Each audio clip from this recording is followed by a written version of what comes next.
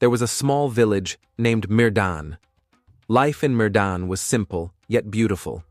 People lived in harmony with nature and each other. In the heart of this village lived a young boy named Zayan, an orphan with eyes full of dreams and a heart full of kindness. Zayan lived in a modest mud house at the edge of the village, earning his living by helping villagers with chores. His only companion was a donkey named Nogu. Nogu was no ordinary donkey. He was strong, gentle, and incredibly smart. Zayan had rescued him as a foal when he was injured and abandoned near a dried-up riverbank. From that day on, they were inseparable. Every morning before sunrise, Zayan would wake up, pat Nogu's back and say, "Time to shine, my friend." Together, they would carry firewood for old ladies, fetch water for families, and help farmers in the fields. In return, the villagers gave them food, clothes, and a place to rest. Despite their hard work, they lived a humble life. Yet, they were always smiling, always helping. One year, a severe drought struck the valley.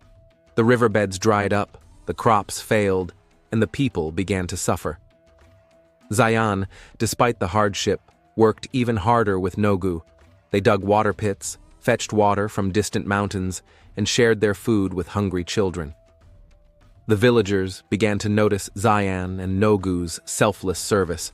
Far away in the grand palace of King Harun, word began to spread about a boy and a donkey who were keeping an entire village alive. Curious and touched, the king decided to disguise himself as a traveler and visit Mirdan. When he arrived, he saw with his own eyes how Zayan and Nogu carried heavy loads of water over miles, smiled at every tired face, and never asked for anything in return. The king spent the night in the village, sleeping like an ordinary man, observing everything.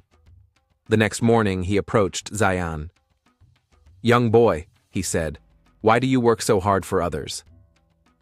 Zayan looked at him with calm eyes. "Because if I don't, who will? Nogu and I may be poor, but we're strong. It is our duty to help."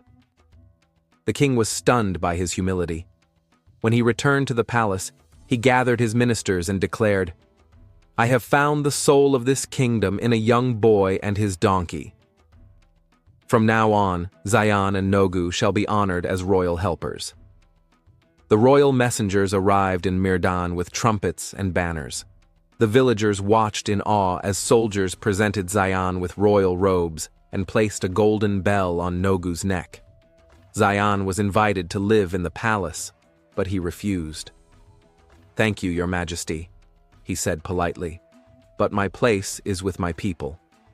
The king respected his decision and instead built a waterhouse in Mirdan, named after Zayan and Nogu. It had wells, tools, and shelter for those in need.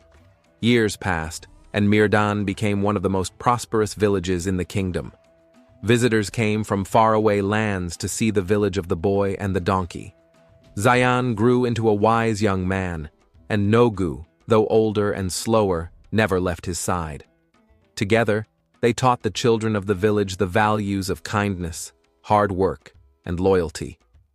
One day, when Nogu could no longer walk due to age, Zayan built him a cozy stable beside his own house and cared for him like a father would a child.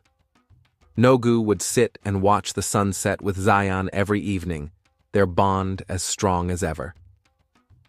When Nogu finally passed away peacefully, the entire village mourned. The king declared a day of remembrance for the most loyal donkey the kingdom had ever known. Zayan planted a tree over Nogu's grave and carved into the bark, "Here rests my friend, my strength, my heart, Nogu the brave."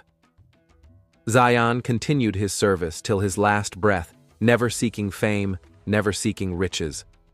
But his story lived on in every home, in every heart, as the tale of the boy and the donkey who saved a village.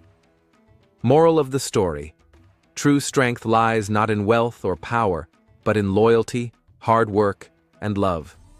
Even the smallest of hearts, when filled with kindness, can change the world.